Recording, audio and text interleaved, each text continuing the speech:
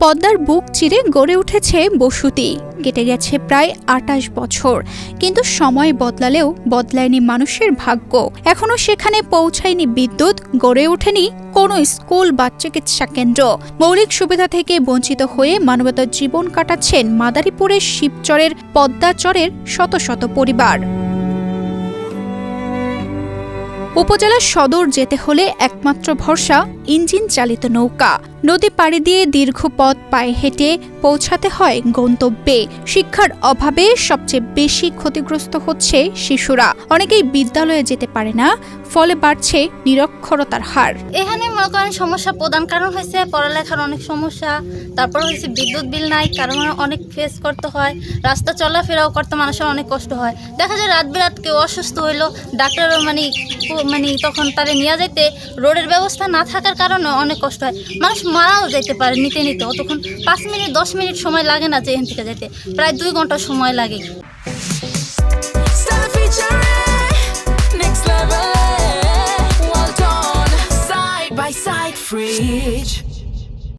পদ্মার ভয়াল ভাঙনে সব হারিয়ে আজ তারা আশ্রয় নিয়েছে চরের বুকে। চরের মানুষের প্রধান জীবিকা কৃষিকাজ আর মাছ ধরা। প্রতিদিন জীবন যুদ্ধ চালিয়ে যাচ্ছেন তারা। তবে জীবন এখানেই অনিশ্চিত, কঠিন আর সংগ্রামময়। সরকারের সহযোগিতা পেয়ে চরাঞ্চলের বাসিন্দারা মৌলিক চাহিদা পূরণের প্রত্যাশা।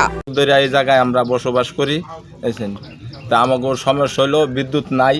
তো বিদ্যুৎ দিলে মানে আমরা এখানে সুস্থ মতন থাকতে পারতাম। তা আমাকেও অনেক প্রচুর গরম, রোদ তো প্রচুর গরম আর চর এলাকা। তা আমরা বিদ্যুৎ চাই, বিদ্যুৎটা দিলে আমাকে একটু শান্তি হতো।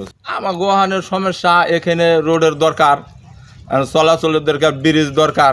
এখানে থাকলে ওই আমরা এইভাবে ডাক্তার ওই যে অসুখ বিসুখ হইলে আমরা যাইতে পারি না, দূরে কোনো জায়গায় রোড নাই, ঘাট নাই, চলার অনেক কষ্ট।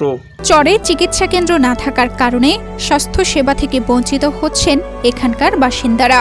শিক্ষা প্রতিষ্ঠান ও বিদ্যুতের চাওয়া চরের মানুষের। আচ্ছা বলতেছি, আমরা যে জায়গায় থাকি অনেক একটা নদীর পার, আর তারপরে মাটিগুলো অনেক রোদ্রের তাপে বালিগুলো অনেক ফুটন্ত গরমের মতন পড়ে থাকে, বাচ্চারা হাঁটতে পারে না। আবার যে সময় একটা রাস্তা নাই, বর্ষাকালে মনে করেন অনেক পানি থাকে, যেতে পারে না। আর তারপরে একটা মানুষ যদি অসুস্থ থাকে অনেক দূরে, মনে করেন যে সেই ঢাকা যেতে হয়, তার থেকে যাইতে যাইতে মানুষটা রাস্তায় মারা যায়। এই জায়গাটায় হাসপাতাল নাই, তো আমাকে খুব কষ্ট হয় দূরে নিতে। তো এখন যদি আমাকে এদিকে সরকার একটা ক্লিনিক দিত, তো আমাকে তো সুবিধা ভালো হতো, আর আমরা একটু শান্তি পেতাম। আর বিদ্যুৎ, বিশেষ করে বিদ্যুতের বেশি দরকার, বিদ্যুৎটা দিলে আরও ভালো হতো এটা। আর পোলাপানের লেখাপড়া নিয়েও আমরা কষ্টে আছি। এটাও একটু সরকারে যদি করতো, তাই এটাও আমরা একটু সহযোগিতা পাইতাম, যদি দিত ঠিকঠাক মতন পোলাপান লেখাপড়া করতে, একটু মানুষের মতো মানুষ হইতো, এটাই আর কি। চরের অধিকাংশ মানুষই দরিদ্র হওয়ার কারণে নিজেদের উদ্যোগে কোনো উন্নয়ন সম্ভব হচ্ছে না। বিষয়টি গুরুত্বের সঙ্গে দেখা হচ্ছে এবং দ্রুত প্রয়োজনীয় ব্যবস্থা নেওয়ার চেষ্টা করা হবে বলে জানায় উপজেলা প্রশাসন।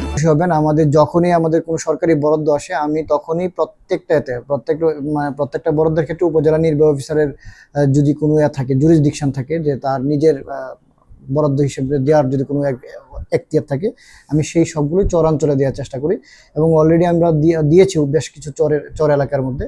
কিন্তু সমস্যাটা যেটা হচ্ছে, চর এলাকাগুলোতে আপনি জানেন যে রাস্তা করার পরে সেটা দেখা যাচ্ছে যে রাস্তা করাটাও একটু রিস্কি। রাস্তা করাটা রিস্কি মানে হচ্ছে যে এমন ওইখানে শুধু বালু মাটি বাইরে থেকে নিয়ে আসতে হয়, বা বালু শুধু চারপাশে শুধু বালু। এখন বালু দিয়ে রাস্তা করলে দেখা যাচ্ছে যে টানা 1 বছর ভারী বৃষ্টিপাত হলে দেখা যাচ্ছে রাস্তা সরে যাচ্ছে। এই কারণে করাটাও একটু রিস্কি। তবে আমরা যে জায়গাগুলো অ্যাড্রেস করা দরকার, আমরা সবগুলো তালিকা করে আমরা ইনশাল্লাহ চরের মানুষের যে তাদের যে কিছু তাদের জন্য কাজ করার যে বিষয়গুলো আছে, সেগুলো আমরা অগ্রাধিকার ভিত্তিতে করার চেষ্টা করছি। পদ্মা চরের এই মানুষগুলো এখনো উন্নয়নের ছোঁয়া থেকে বঞ্চিত। তবু তারা আশায় বুক বেঁধে আছেন, একদিন তাদের জীবনেও ফিরবে স্বাভাবিকতা, পৌঁছাবে বিদ্যুৎ, শিক্ষা আর চিকিৎসার আলো। তানজিদা রহমান, ইনায়া, বাংলাদেশ প্রতিদিন।